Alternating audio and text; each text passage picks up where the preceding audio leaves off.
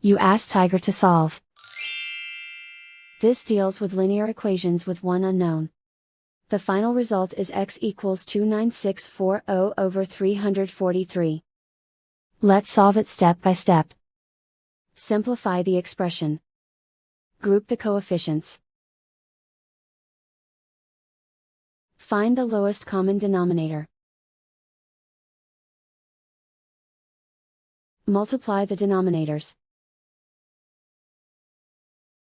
Multiply the numerators. Combine the fractions. Combine the numerators. Isolate the x.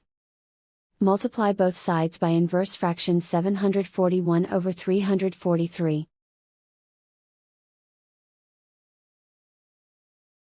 Group like terms. Multiply the coefficients. Simplify the fraction. Multiply the fractions.